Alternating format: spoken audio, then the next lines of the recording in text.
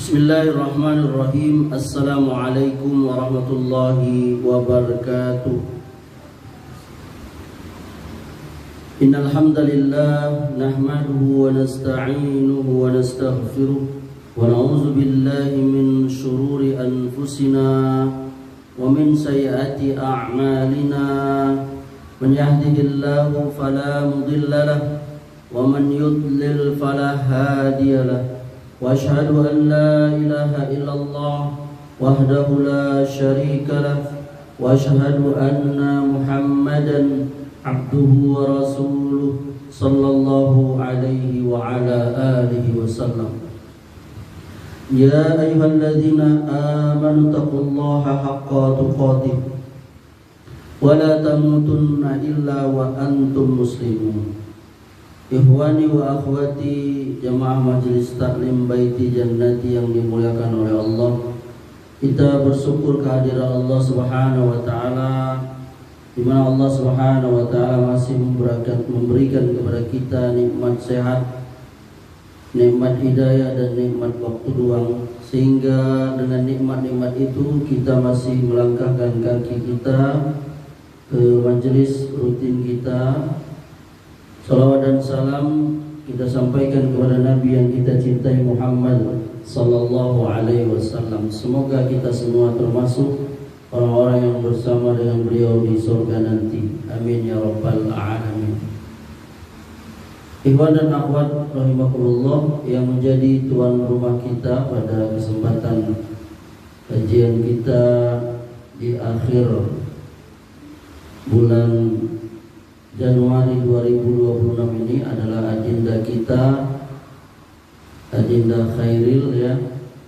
Semoga ini menjadi keberkahan kepada beliau. Allah tambahkan kepada beliau ilmu yang bermanfaat, urusan yang dipermudah oleh Allah Subhanahu wa taala. Amin ya rabbal alamin. Mari kita lanjutkan pelajaran kita, masih melanjutkan bab prinsip-prinsip dakwah salafiyah. Kita akan melanjutkan dimulai dengan poin ke-10. Poin yang ke-10 dari prinsip dakwah salafiyah itu, ikhwan dan akhwat, yakni kita memperingatkan kaum muslimin dari bahaya hadis-hadis lemah, palsu dan mungkar. Poin A-nya yakni pengertian hadis dhaif atau lemah. Hadis dhaif ialah setiap hadis yang tidak terkumpul padanya sifat-sifat dari hadis sahih, tidak pula sifat-sifat hadis hasan.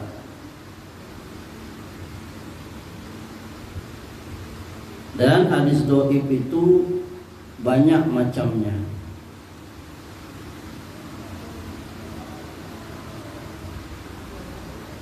Jenis yang pertama itu hadis maudhu atau palsu. Ini dhaif yang paling jelek, yakni hadis yang dikatakan padanya di dalam sanadnya itu ada seorang pendusta atau pemalsu hadis. Jenis yang kedua, hadis yang lebih ringan dari hadis palsu, namun sangat lemah, yaitu hadis dhaif yang dikatakan padanya di dalam sanadnya ada orang yang dituduh berdusta. Para ulama hadis bersepakat meninggalkan hadisnya. Ia binasa dan tidak ada apa-apanya. Atau dhaif jiddan, sangat lemah. Jenis yang ketiga, yakni hadis dhaif yang kelemahannya tidak terlalu parah dan menjadi kuat dengan hadis yang sepertinya, yakni hadis yang di dalamnya ada perawi yang buruk hafalannya, memiliki beberapa kesalahan dan sepertinya, semisalnya ya.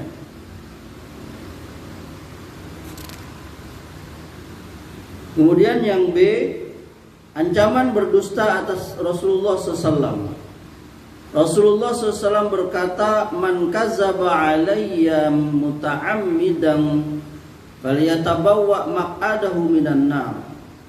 Barang siapa berdusta atas namaku dengan sengaja, maka hendaklah ia mengambil tempat duduknya di neraka. Ini hadis sahih dikeluarkan Bukhari dan Muslim. Dia hadisnya mutawatir. Banyak yang meriwayatkan dari para sahabat radhiyallahu anhum. Rasulullah sallallahu alaihi wasallam juga bersabda, "La taqzibu alayya fa innahu man kazzaba alayya falyalajin nar." Janganlah kamu berdusta atas namaku, karena barang siapa yang berdusta atas namaku, maka silakan ia masuk neraka. Ini hadis juga sahih dikeluarkan Bukhari, Muslim dan lain-lain dari sahabat Ali bin Abi Thalib radhiyallahu anhu. Apa maksud berdusta atas nama Allah itu? Atas nama Nabi sallallahu alaihi wasallam? Ialah membuat-buat omongan atau cerita yang sengaja disandarkan kepada Rasulullah SAW. Lalu ia mengatakan Rasulullah SAW pernah bersabda demikian atau melakukan hal ini dan itu. Maka para ulama sepakat haram membawa hadis-hadis palsu, yakni hadis yang diadakan seseorang atas nama Rasul Sallallahu Alaihi Wasallam, dengan sengaja maupun tidak sengaja. Diperbolehkannya kita membawakan hadis-hadis palsu itu kalau tujuannya untuk menjelaskan kepalsuannya. Nah itu boleh. Maka nggak beda berdusta atas nama Nabi dengan nama orang. Nama kita aja kita nggak mau didustakan, ya kan? Ya nggak? Walaupun beritanya tuh baik, ya kan? Walaupun beritanya baik, tapi kita nggak pernah ngomong gitu. Ada berita tersebar, orang kampung, kumpullah di rumah Rendra, kata Rendra ada pembagian sembako, ya. Padahal Rendra nggak pernah ngomong. Padahal beritanya bagus kan? Bagus kan? Bikin orang senang dah. Tapi Rendra nggak suka. Walaupun beritanya beritanya itu mengangkat nama Rendra, betul? Mau nggak itu seperti itu? Padahal itu nggak pernah ngomong. Datanglah kata Rendra ada pembagian ini. Berarti orang berdusta atas nama Rendra. Dan beritanya bagus gitu, tapi nggak boleh. Kenapa? Karena Rendra nggak pernah ngomong gitu.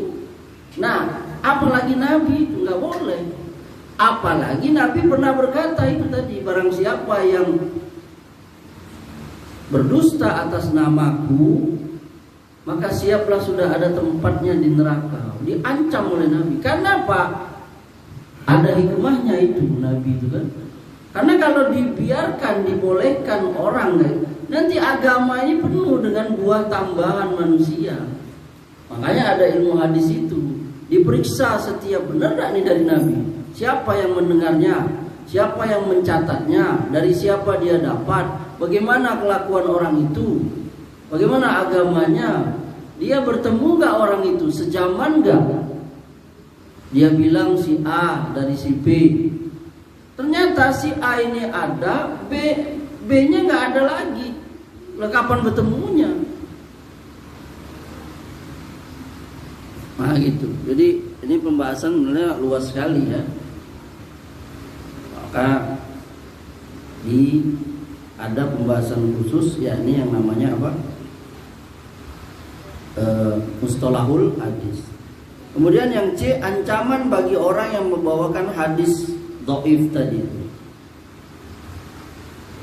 Ada hadis yang lainnya, man haddasa anni bi hadisin yura annahu kazibun fahuwa ahadul kazibin. Barang siapa menyampaikan hadis dariku, dia tahu bahwa itu dusta, maka dia termasuk salah seorang pendusta. Nah, ini hadis sahih dikeluarkan Muslim dari sahabat Samurah radhiyallahu anhu. Ya.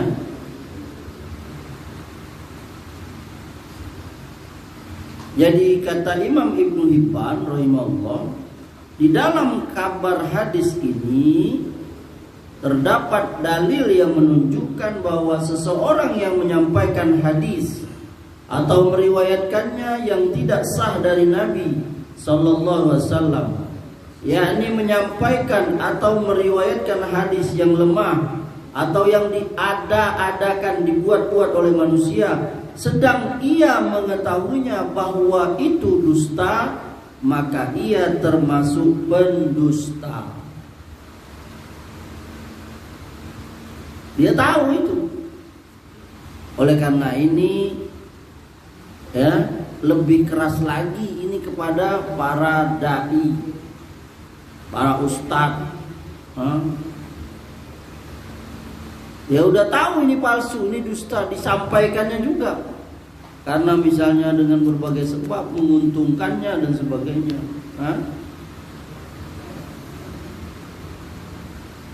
Maka dia termasuk berdusta. Nah, ini juga terkena kepada orang-orang yang dia masih ragu, ini sahih atau lemah. Maka nggak boleh kalau dia ragu. Dia hadis itu harus yakin. Rasulullah SAW bersabda, "Kafa bil mar'i kaziban an yuhaddisa bi kulli ma sami'a." Cukuplah seseorang dikatakan berdusta apabila ia menyampaikan setiap apa yang ia dengar. Ini hadisnya sahih, dikeluarkan Muslim. Di muqaddimah sahihnya itu dari sahabat Abu Hurairah radhiyallahu anhu. Jadi nggak boleh kita menyampaikan apa yang kita dengar itu, ya, main sampai aja. Sebelum dia periksa dahulu. Kemudian yang D, pendapat para ulama tentang hadis dhaif.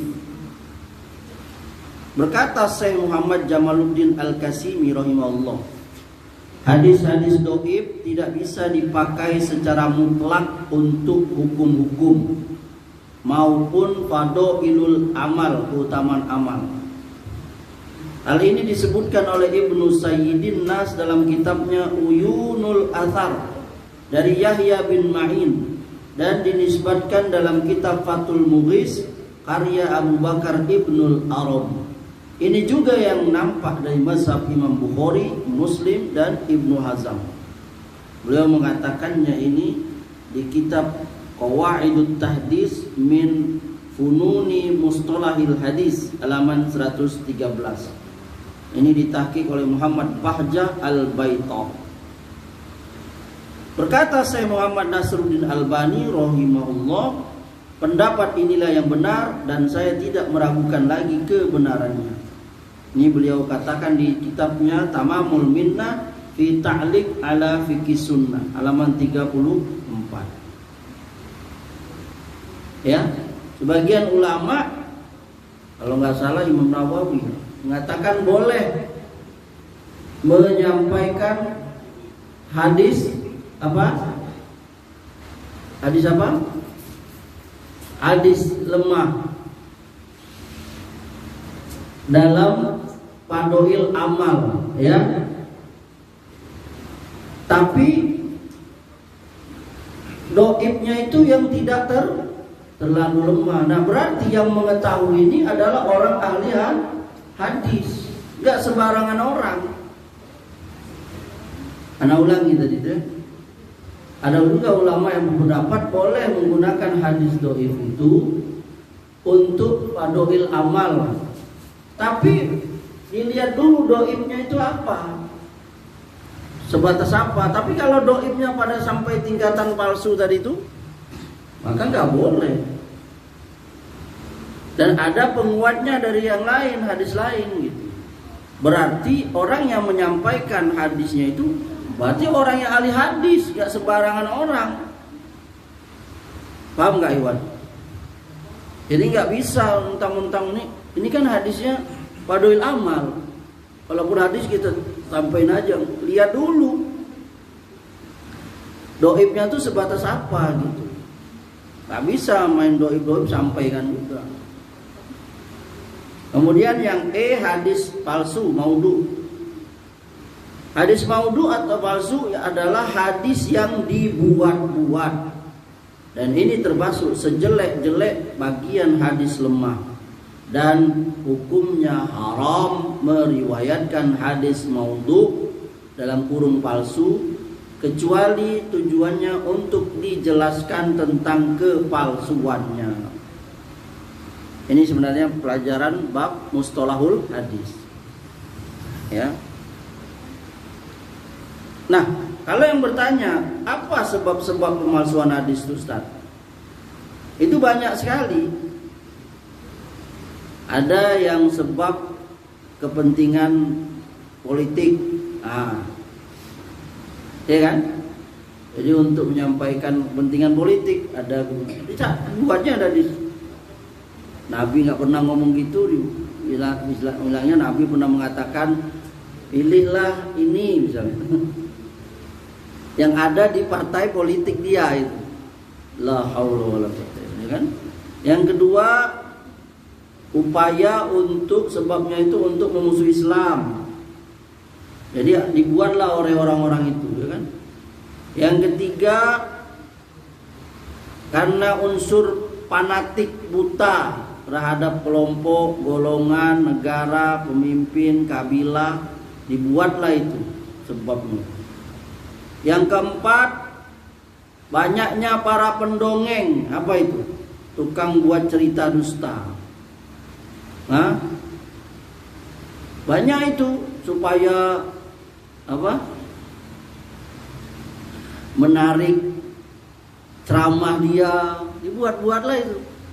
Sama kayak buku itu ya. Itu kan buku yang baru kita baca kemarin. Cerita-cerita dongeng apa namanya? Habib-habib Ba'alawi. Bayangkan tuh hampir 500 kata penulisnya. Karena lihat di podcast siapa itu. Itu baru 10%, bayangin, baru 10%. Karena penulis itu dia pernah belajar di sana. Pernah belajar di Yaman itu sama Habib. Dan dia tahu, dia sendiri menulis itu dengan mengambil dari buku-buku mereka. Dan puncaknya itu tokohnya itu siapa namanya itu Ali bin Muhammad itu siapa namanya? Itu mengaku dia Tuhan, bang. Nanti kita bacakan tuh, jadi konten nanti. Yang ditanya oleh pembawa acara itu, apa yang paling buruk, paling sesatnya di keyakinan itu? Itu dia bilang, Pak Hakim Muqaddam itu, atau yang bernama orang yang bernama Ali Muhammad itu, yang menurut orang yang ini bilang nggak ada, orang fiktif itu. Dia bilang dia pernah mengaku dia itu Allah, bayangkan. Anda lihat, ada nomor cerita keberapa itu ada di awal-awal tentang akidah. Jadi ada bab-babnya, cerita bab akidah apa. Ini bahaya bener ini, karena memang sebagian orang kaum muslim itu suka dengan metode ceramah dakwah dengan bercerita, ya kan, kisah-kisah, ya kan. Kebanyakan kaum muslim kan suka itu cerita, cerita. Dan memang Quran juga begitu. Quran itu kan berapa persen tuh bercerita tentang kisah, cerita-cerita. Betul nggak? Kisah para nabi, apalagi kisah bangsa-bangsa, ya kan, bangsa Israel, kaum Samud, ya dah. Sampai kisah-kisah yang misalnya kayak Zulkarnain, apalagi Khidir. Nah itu, jadi memang manusia suka dia dengan metode ceramah dengan bercerita. Apalagi anak-anak, ya kan, antum suka kan, benar ya? Nah, cerita kita dulu belajar baca dulu kan ada itu. Ini nenek apa terjadi musim kemarau, cerita. Yang kelima, sebab dipalsukannya hadis itu sangat menginginkan kebaikan tapi tidak punya ilmu tentangnya. Nah, dibuatnya itu. Memang tujuannya baik. Misalnya seperti untuk kebersihan, ya kan? Dibuatlahnya misalnya hadis anazafatu minal iman. Lapas itu nggak ada. Dia bilang Nabi pernah berkata anazafatu minal iman. Lapas seperti itu tuh udah ada. Bagus dah tuh, bagus. Mungkin itu sebagian, mungkin karena pekerjaannya supaya ini dia cleaning service, dibuatnya lah, tidak punya ilmu dia. Akan baik juga niatnya kan, supaya dia terbantu pekerjaannya ya. Dibuatnya itu an-nazabat al-hadis ya kan. Ustadz, kalau kata-kata itu bagus, boleh nggak kita boleh saja, tapi jangan disandarkan kena kayak tadi tuh, kebersihan sebagai dari iman, an-nazafatu iman misalnya. Boleh saja, tapi jangan disandarkan ke Nabi. Tulis di bawahnya al-hadis atau qala Rasulullah SAW, berkata Nabi, nggak boleh. Itu tadi kita bilang, walaupun perkataannya maknanya baik, bagus, nggak boleh. Nah, kemudian karena sebab masuk hadis itu beda pendapat dalam mazhab dan ilmu kalam. Jadi dia untuk membela mazhabnya itu memang bahayanya nih. Antum berdua beda pendapat loh. Yopi sama Asnul. Oleh Asnul dibuatnya, salah kau tuh. Ini Nabi pernah berkata, loh, dibuatnya. Kemudian ada juga dibuatnya hadis itu supaya dia dekat dengan penguasa. Paham enggak? Dibuatnya supaya menyenangkan penguasa itu. Dan boleh juga jadi karena dia cinta sama seorang wanita, ya kan? Supaya menyenangkan wanita itu dibuatnya dulu. Apa gitu kan? Karena wanita itu punya tai lalat, misalnya dibuatnya, Nabi pernah berkata bahwa wanita yang punya tai lalat bla bla bla. Ini bahaya yang seperti ini. Jadi sebenarnya banyak, sehingga termehek-mehek lah wanita dari itu. Padahal laki-laki tadi sudah berdusta atas nama Nabi. Nah, itu banyak sekali ya. Sebab-sebab orang-orang membuat ya ini hadis-hadis palsu. Pernah anak baca itu ada seorang yang waktu dia mau dihukum itu, hukum mati itu, dia pernah berkata dia senang waktu sudah membuat 2000 hadis palsu, bayangin itu. Dia bikin, anak pernah baca sebuah kitab bahwa ketika orang itu mau dihukum, dia berkata bahwa pemalsu hadis itu, dia senang karena sudah menyampaikan 2000 hadis. Kemudian yang F, kesungguhan para ulama salaf dalam memerangi hadis palsu. Ini baik sekali ya. Ulama itu sungguh-sungguh, apalagi muhaddis, ulama para ahli hadis. Pertama, mereka selalu menggunakan sanad. Sanad itu dari siapa? Ini hadisnya siapa yang ngumpulin? Siapa yang mengeluarkan? Nah, dia dapat dari siapa? Dia siapa? Dan seterusnya. Itu diperiksa. Yang kedua, lebih meningkatkan keseriusan dalam memperoleh, mengecek, memastikan kebenaran suatu hadis. Yang ketiga, mencari-cari serta memerangi kedustaan tersebut. Jadi kalau dia udah tahu, dia perangi. Kemudian yang terakhir, yang G, bahaya dan mudarat, keburukan dari hadis-hadis dhaif dan mengamalkannya. Satu, sudah tadi ya, berdusta atas nama Rasulullah SAW. Dua, menyebabkan terjadinya tambahan dalam agama. Apa tambahan dalam agama? Bid'ah. Itu sebabnya itu, karena Yang ketiga, menyebabkan terjadinya perselisihan, perpecahan, permusuhan dalam agama. Itu salah satu sebabnya apa? Karena keluarnya dibuatnya hadis-hadis dhaif tadi, apalagi yang palsu tadi. Yang keempat, membuka tembok pemisah dalam agama antara Islam dengan musuhnya. Nah, itu beberapa poin yang terkait dengan bahwa kita prinsip dakwah salafiyah itu kita mengingatkan tentang hadis-hadis palsu lemah. Tentu ini banyak sekali dan ini terkait dengan yang namanya ilmu mustalahul hadis. Antum bisa meluaskannya dari ceramah-ceramah ustaz-ustaz kita itu. Oke, kita lanjutkan. Prinsip dakwah salafiyah yang ke berapa? Ke-11. Apa? Prinsip dakwah salafiyah yang ke-11, memerangi hizbiyah dan fanatik golongan. Apa definisi?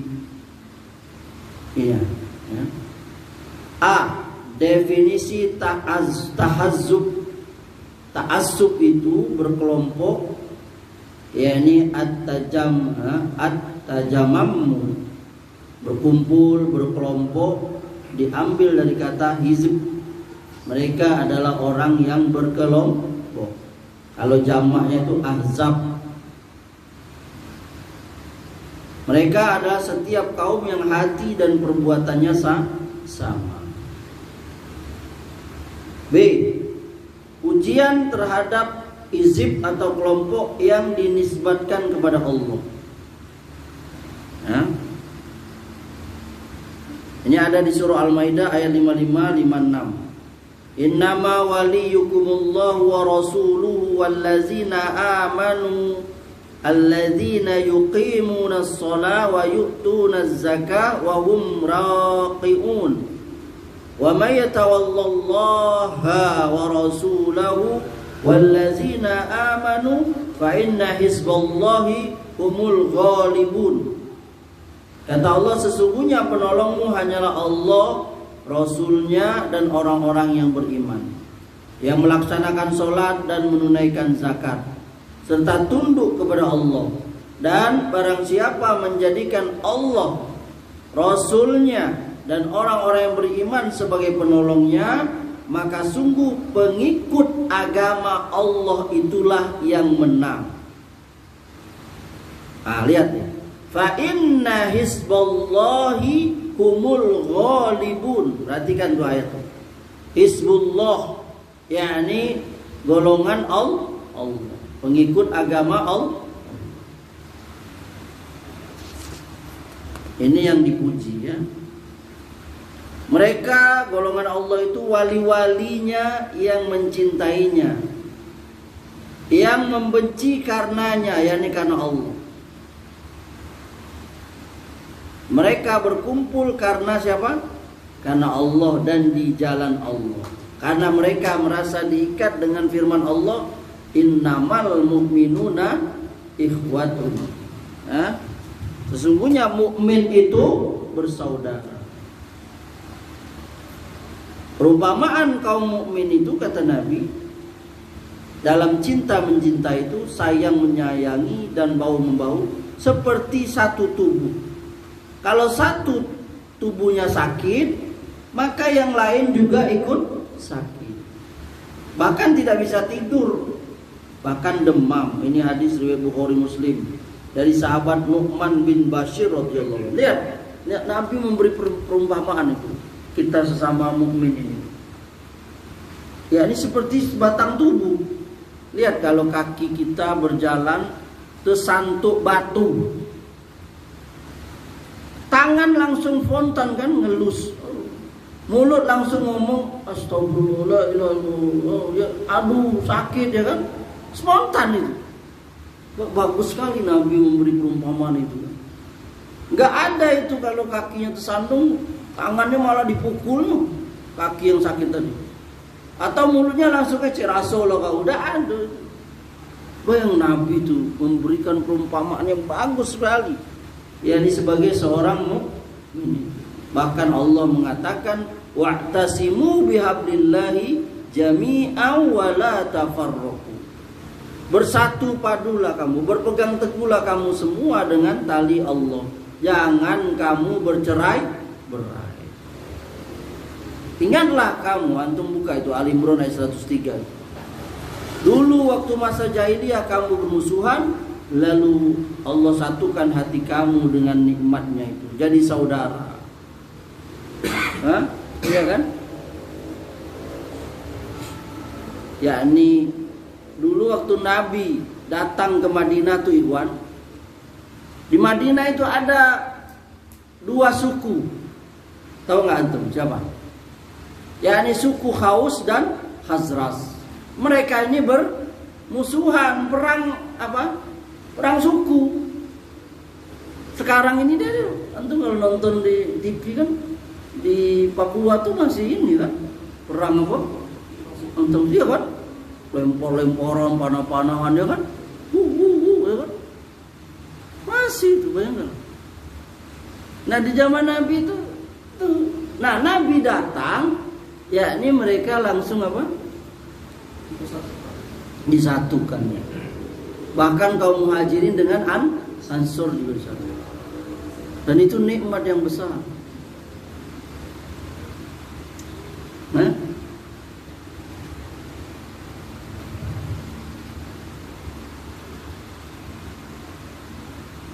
kemudian yang C, celaan terhadap hizbiyah, fanatik golongan. Dalilnya surah Al-Mu'minun ayat 52-53. Kata Allah, wa inna hazi ummatukum ummatan wahidah wa ana rabbukum fattaqun. Fatafatta'u amrahum bainahum zubura kullu hisbin bima ladaihim farihun. Kata Allah, dan sungguh agama inilah agama kamu, agama yang satu, dan aku adalah Rabbmu, maka bertakwalah kepadaku. Kemudian mereka terpecah belah dalam urusan agamanya menjadi beberapa kelompok golongan. Setiap golongan yakni bangga dengan apa yang ada pada mereka masing-masing. Surah Al-Mu'minun ayat 52-53. Ya.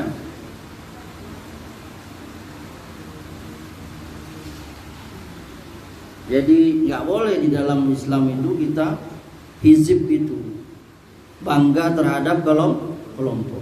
Ya. Kemudian yang D, nah ini kita lanjutkan ya, tercelanya fanatik terhadap golongan, mazhab dan ulama tertentu. Wah ini nggak boleh, apalagi salafin. Apa kata Syekhul Islam Ibnu Taimiyah? Barang siapa mengangkat pemimpin, siapapun orangnya, lalu walak dan baroknya menurut persetujuan atau perkataan perbuatannya, maka ia termasuk ayat minalladzina farraqu dinahum wa kanu syi'a, yakni ayat yang berbunyi orang-orang yang memecah agama mereka dan mereka menjadi beberapa golongan. Surah Ar-Rum ayat 32. Nah, yakni ketika ditanya mengenai orang-orang yang fanatik terhadap mazhab dan ulama tertentu, nih ingat Iwan, dan tentang orang-orang yang sama sekali tidak mau mendengar nasihat para ulama.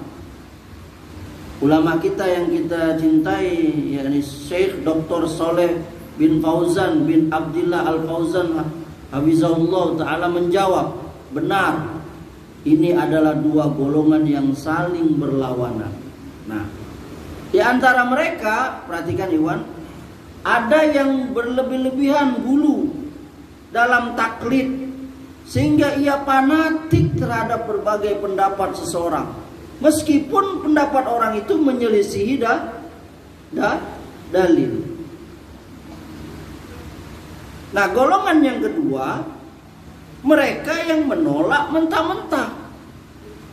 perkataan para ulama dan tidak mengambil manfaat darinya meskipun perkataan ulama tersebut sesuai dengan Quran dan Sunnah. Nah, ini menyia-nyiakan. Kata Syekh Fauzan, golongan pertama orang yang melampaui batas, yang kedua orang yang menyia-nyiakan. Ahlussunnah tuh di tengah-tengah. Ahlussunnah tuh di tengah. Apa aja sikap terhadap pemerintah, kita di tengah-tengah. Kita tidak boleh mengkafirkan pemerintah, nggak boleh memberontak pemerintah, tapi kita juga tidak boleh pak turut dengan pemerintah kalau memang sesuatu itu melanggar aturan Allah. Paham nggak ibu? Dalam bab takdir ada dua golongan yang ekstrim, ada yang namanya Qadariyah, ada yang namanya Jabariyah. Jabariyah itu fatalism, ya, ini dia pasrah aja, nggak ada. Kita ini semua seperti apa boneka wayang yang dimainkan, nggak ada urusan itu. Ada lagi lawannya Jabariyah, nggak ada, ini urusan kita semua ini. Ahlussunnah di tengah-tengah. Nanti kalau antum itu lihat, kita juga dalam asma dan sifat Allah juga, kita di antara orang yang menghilangkan nama-nama Allah.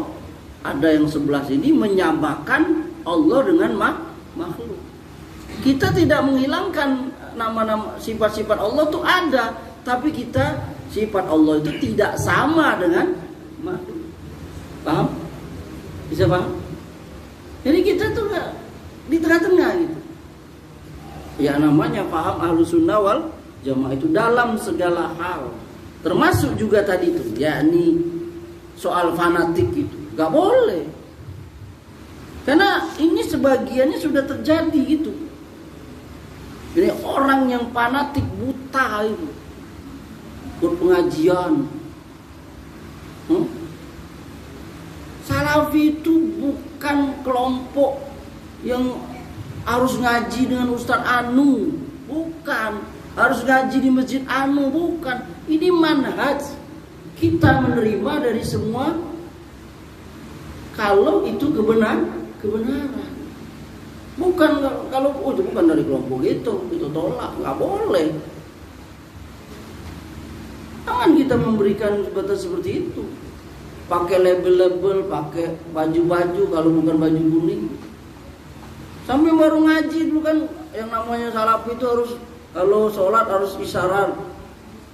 Kalau sholat tahiyatnya satu harus duduknya harus iftiros. Kalau dia tidak bergerak, udah iftiros, bukan salafi. Harus sedekap kalau waktu itidal. Aman. Baju harus sama sih. Wah itu lebih fatal lagi. Itu Gen Z itu. Kalau ada seperti itu rusak itu. Gak ada. Kita apalagi hanya simbol-simbol pakaian, gak ada. Mau pakai baju apa selama bajunya itu dibolehkan oleh syariah. Enggak apa-apa. Iya, enggak apa-apa. Enggak boleh, Wan. Enggak boleh itu hulu, enggak boleh. Di tengah-tengah kita itu. Niatan itu. Dan kita boleh antum belajar dengan ustaz siapa, ulama siapa. Tapi kalau salah, sudah tahu salah misalnya, antum ikuti juga kan? Antum udah tahu, kok bisa tahu salah? Ya tahu dari yang lain misalnya, dari ulama juga. Bukan kita yang tahu dari mana antum bukan ulama itu. Dan kita buat salah menurut ulama ini. Ini keliru, ini hadisnya lemah.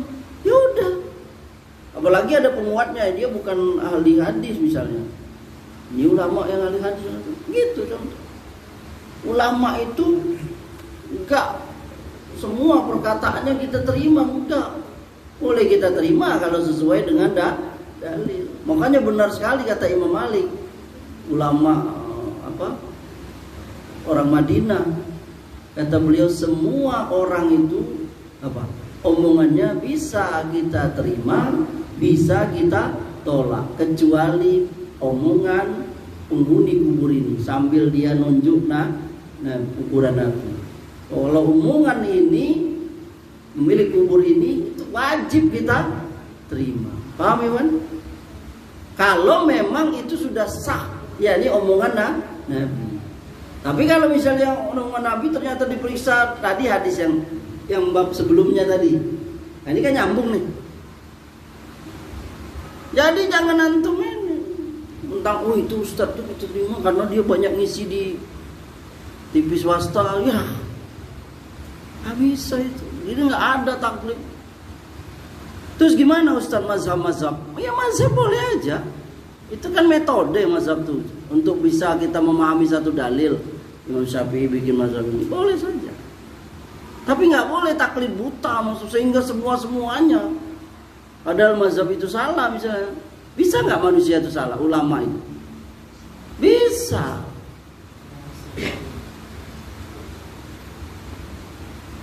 Bahkan para nabi juga bisa berbuat salah. Tapi bukan kesalahan yang seperti kita.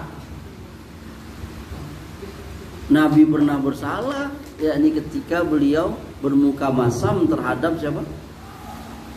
Salah seorang itu yang sahabatnya yang buta, Abdullah bin Abi Maktum, ketika dia minta nasihat Nabi. Nabi bukan sengaja dia mau, karena Nabi anggap bahwa Abdullah bin Abi Maktum itu kan sering ketemu, sedangkan orang yang lagi bertanya dengan Nabi ini jarang, apalagi dia tokoh.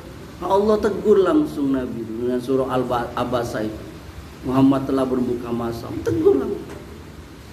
Yani Allah tidak mau dia yakni ajarannya itu dibeda-bedakan, sama kayak anak. Sudah sering ketemu dengan siapa? Airil.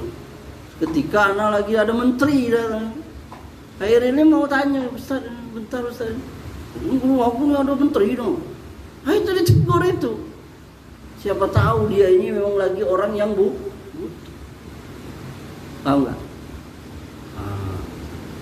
Jadi sampai seperti itunya. Ya, jadi iwan dan akhwat yang dimuliakan Allah, jadi yang namanya salafi, dan bahkan ini menjadi prinsip kita, tidak boleh kita fanatik buta, tak boleh menganggap kita aja yang benar, orang itu salah kalau belum tentu. Itu perlu diuji. Maka ada perbedaan memang bisa. Apalagi itu kita ulang, hanya perbedaan dalam masalah cabang furu'iyah. Bisa di mana saja, bisa di bab akidah, bisa di bab ibadah, bisa di bab muamalat, bisa di bab akhlak. Selama itu perbedaan cabang, kita nggak usah fanatik buta. Ya udah, kita ini perbedaan yang dimaklumi. Karena dapat kabar terakhir, nggak tahu, bisa dicek lagi, Masjidil Haram atau Masjid Nawawi juga itu nanti mulai 2026 sholat tarawihnya cuman 13 rakaat, nggak lagi 23 atau 21. Coba nanti antum cek lagi, benar nggak? Anda dapat kabar? Coba lihat. Iya 2000. Coba cek, coba sekarang coba cek. Ada ya. Nah, jadi ini menunjukkan bahwa nggak begitu ribut. Hah? Iya 2000. Anda dapat berita itu, tapi dicek lagi ya, bahwa sholat tarawih di Masjidil Haram atau Masjid Nabawi itu 2026 ini yakni jadi 13 rakaat, yang biasanya itu 23 atau 21, 23, jadi 13 gitu. Allah alam. Nanti antum cek lagi lah. Hah? Iya benar. Ah iya. Nah itu. Di mana tuh beritanya? Di rangkuman PI-nya. Nah iya. Baru itu. Nah, itu 2025. Nah itu. Nah jadi luas antum, nggak usah kita beribut. Makanya ngaji itu kita jadi. Hah? Kemudian yang terakhir Iwan sebagai penutup, yakni prinsip dakwah Salafiyah yang ke berapa? 12 ya? 12, yakni berusaha mewujudkan kehidupan Islami dan menegakkan hukum Allah di muka bumi. Nah, ini wajib kita. Setiap pribadi muslim bercita-cita yakni terwujudnya kehidupan Islami. Apa makna Islami itu? Yakni melaksanakan perintah Allah dan meninggalkan larangan Allah.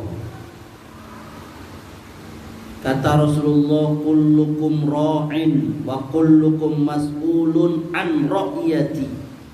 Kamu sekalian adalah pemimpin dan kamu sekalian bertanggung jawab atas yang dipimpin.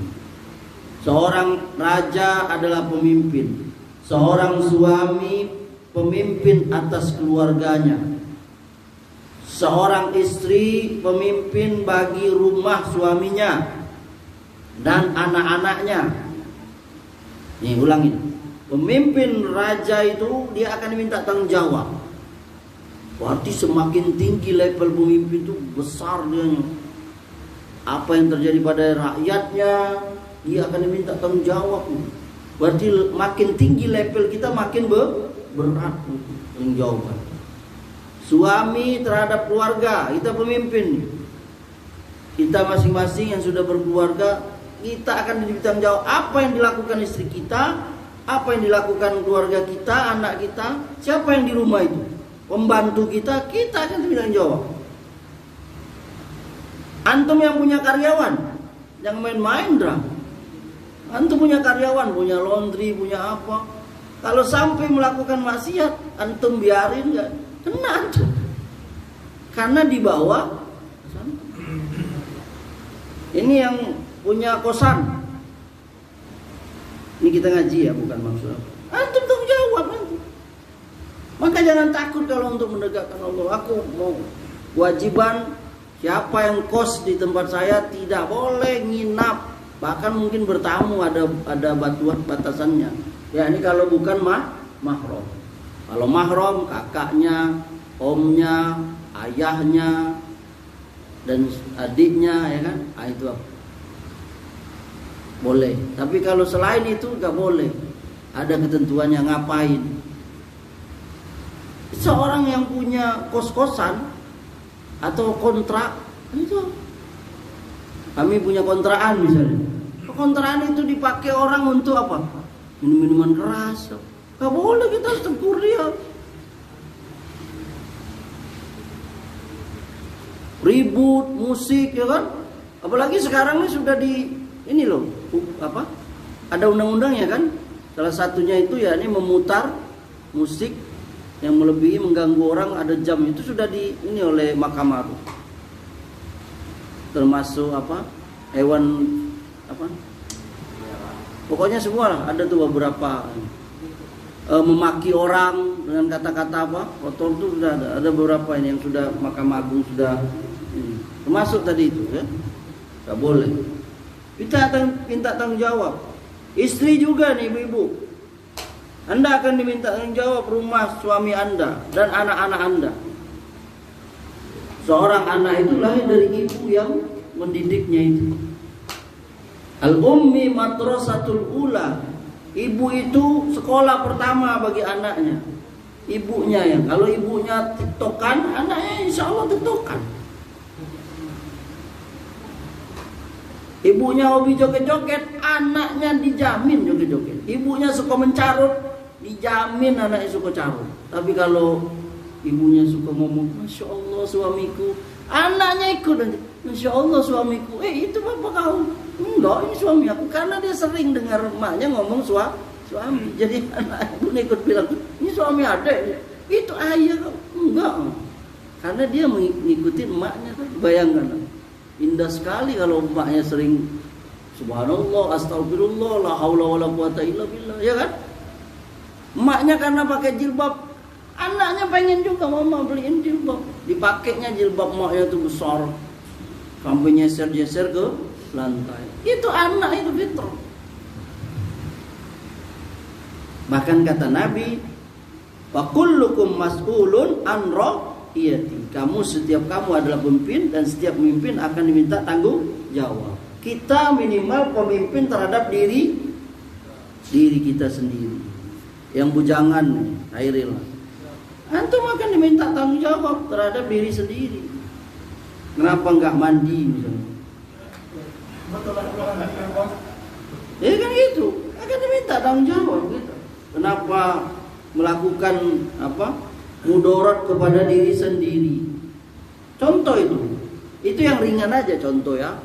Enggak mandi, enggak gosok gigi, yang itu fitrahnya orang yang normal, orang sehat. Yang enggak mau mandi itu orang gila. Lihatlah kalau orang-orang yang kerja sosial itu kan ada orang gila ya kan. Orang gila itu pertama dilakukan apa? Mandikannya, lalu mencukur rambutnya, lalu mengganti pakaiannya dimandikan. Karena orang gila nggak mau dia mandi. Maka orang yang normal dia mandi, suka mandi. Nah itu contoh orang yang tidak memimpin dirinya sendiri. Nah, kita minta tanggung jawab. Maka kalau kita ingin menegakkan yakni syariat Allah, kita mulai dari diri kita sendiri itu. Setiap kita bercita-cita ikhwan agar syariat Allah itu tegak. Iya kan? Ya itu cita-cita kita ikhwan. Atau ada antum yang nggak mau bercita-cita seperti itu? Ya ini di negara kita ini tidak ada sama sekali minuman keras, tidak ada sama sekali wanita tabarruj melihatkan auratnya. Bahkan yang lebih besar lagi, tidak ada lagi yang namanya kesyirikan, maksiat. Cita-cita kita itu tegaknya hukum-hukum Allah, hukum-hukum Allah. Bahkan misalnya hukum jinayat, kisos, potong tangan ya kan. Tapi perlu yang namanya kesabaran. Dan itu perlu lama juangnya. Gak bisa, apalagi di tengah ya ini peperangan antara pemahaman itu, liberalisme, pluralisme, orang yang gak suka Islam. Padahal di dalamnya hikmahnya sangat banyak. Kisos itu banyak sekali hikmahnya. Nah minimal kita yakni menegakkan hukum itu apa yang kita bisa. Kalau untuk diri kita bisa kan? Bisa kan diri kita sendiri. Karena kita yang menentukannya, menegakkan sholat, enggak minum minuman keras, enggak berzina, kita bisa itu. Pakai baju yang syar'i, kita bisa sholat, puasa, bayar zakat, kita bisa. Tapi kalau untuk hukum-hukum yang dia harus bersama-sama, itu kita mesti bersabar. Kayak tadi itu kan. Tapi negara kita ini sudah menegakkan hukum Islam, walaupun belum semuanya, betul kan? Sholat 5 waktu di mana-mana. Pemerintah bikin jadwal sholat, ya kan? Sholat di mana-mana, azan itu syariat Islam. Azan Pemerintah bantu, disiarkan di TV, betul. Bahkan diperintahkan oleh pemerintah lewat lembaga-lembaganya, kalau masuk waktu maghrib nggak boleh siaran harus azan ya kan, sebagiannya. Walaupun nggak ada videonya, minimal ada suaranya. Betul nggak? Nggak tahu kalau sekarang. Dulu kan itu masih swasta juga kan. Nah ada videonya, walaupun pas kampanye keluar itu calon-calon dulu lagi wudhu lagi apa, itu urusan mereka lah. Tapi negara kita ini ada apa tadi itu, sholat syahadat lah dulu, syahadat negara kita membuat ya ini orang yang mau mu'alaf ya kan, ada lembaganya, nanti dibuat surat mu'alafnya Nanti dibantu, dibuat, dirubah KTP-nya. Iya, mudah. Datang aja situ. Yang mau nikah, masuk Islam, dipermudah oleh agama, oleh negara kita. Apalagi zakat. Lembaga kita, negara kita bikin apa? Basnas. Kurang apa? Itu. Ini negeri Muslim Indonesia, mana-mana. Puasa. Negara bikin apa? Jadwal puasa, dibikin rapat apa? Rapat menghadapi Ramadan, ya kan? Dewan Hisab Ru'yat, kan? Oh. Mereka bersidang melihat gimana yang di Aceh, gimana yang di Papua, mana Bengkulu, Kalimantan, Sulawesi, baru mereka itu haji apalagi. Bahkan sekarang sudah ada kementerian haji khusus. Mudah-mudahan ini lebih baik. Tapi kita bersabar. Nah, kalau nanti misalnya kita pengen hukum-hukum jinayat tadi, ya sabar. Itu butuh proses. Kita berdoa kepada Allah nanti suatu saat. Tapi minimal kita dulu. Makanya kata tokoh pergerakan, nggak ada saya sebut namanya. Sebelum menegakkan agama Allah, hukum Allah itu di negaramu, tegakkan dulu dia di dalam hati.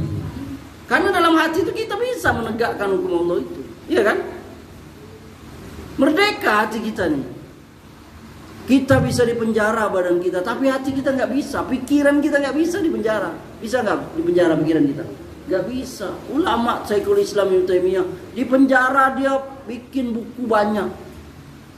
Buya Hamka waktu dipenjara oleh Soekarno, keluar itu tafsir Al-Azhar, lihat. Nggak bisa. Merdeka jiwa kita. Apalagi seorang Muslim, dia terbebas dari kesyirikan, bebas jiwanya, merdeka. Istiqlal, mereka.